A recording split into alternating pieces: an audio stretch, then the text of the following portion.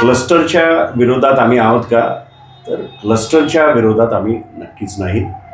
शेवटी ठाण्यातले गोरगरिबांना, झोपडीत राहणाऱ्यांना, अधिकृत इमारतीमध्ये राहणाऱ्या, अनधिकृत इमारतीमध्ये राहणाऱ्या आणि ज्या बिल्डिंग कधीही पडू शकतील अशा प्रकारच्या बिल्डिंगमध्ये जर क्लस्टर होत असेल आणि परत त्यांच्या स्वप्नाची घरं मिळत असतील तर त्याला विरोध करायचं काही कारण नाही. पण काही गोष्टी ह्याची चर्चा झाली पाहिजे आणि प्रामुख्याने म्हणून मी आपल्या सगळ्यांना आज या ठिकाणी आमंत्रित केले.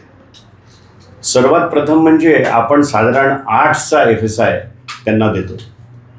जर क्लस्टरमध्ये आपण 8चा FSI दिला तर मला असं वाटतं की भारतामध्ये एक रेकॉर्डच होईल की एवढा FSI आपण त्यांना देतो. त्यांनी होणार असं आहे की 1500 हेक्टर म्हणजे साधारण 3000 एकरच्या वरती हे डेव्हलपमेंट होणार आहे 42 क्लस्टर्समध्ये.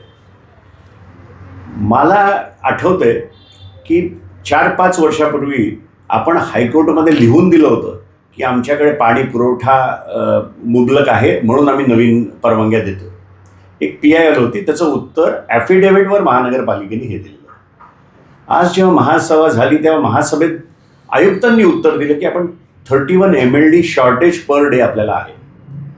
आणि असं असताना आपण भले फेज वाईज आता 6 क्लस्टर सुरू केले असतील पण 42 क्लस्टरमध्ये साधारण 3000 एकरचं डेव्हलपमेंट करतोय, 8च्या FSIनी करतोय.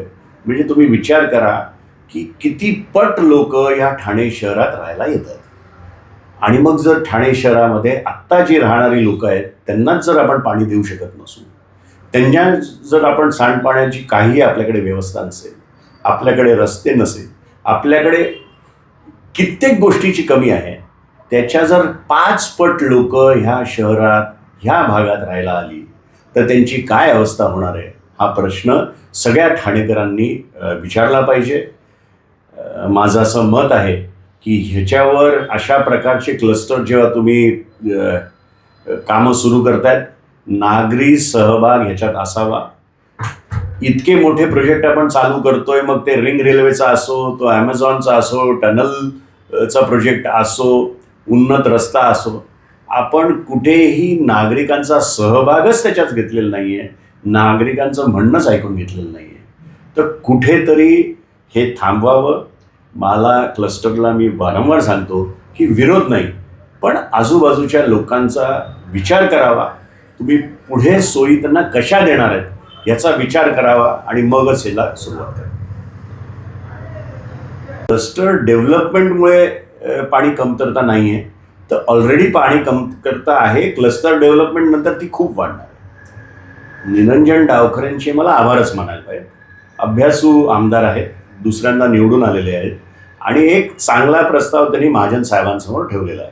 आणि विरोधासाठी विरोध मी कधीच करणार नाही. जी चांगली कामं करतात त्याचं अभिनंदन केलंच पाहिजे. मी त्यांचे आभारच मानतो ठाणे शहराच्या सगळ्या नागरिकांच्या वतीने. आता हे टोकापर्यंत कधी कसं घेऊन जातात ते बघणं गरजेचं आहे. पण तुम्हाला आठवण करून देतो की 2002 साली 2 धरणं, काळू आणि दुसरं कुठलं शाही धरणं आम्ही मंजूर करून घेतलेली. ते पाणी ठाण्याला मिळालं असतं, पण ते ठेकेदार कोण, म्हणजे महानगरपालिकेने ते धरण बनवायचं का इरिगेशनने ते धरण बनवायचं म्हणून इथल्या राजकारण्यांनी त्याला स्टॉप केलं होतं. मला असं वाटतं की ठाणे शहराच्या नागरिकांना इतका तुटवडा आहे पाण्याचा की आज पावसामध्ये पण लोकांच्या घरी टँकरनी पाणी पुरवठा होतोय. याच्याबद्दल गंभीर विचार करावा. सगळ्या पक्षाच्या आमदारांनी एकत्र येऊन ठाणे शहराचा विचार करून लवकरात लवकर 600 MLD किंवा ह्या धरणांचं पाणी ठाण्यात वळवा.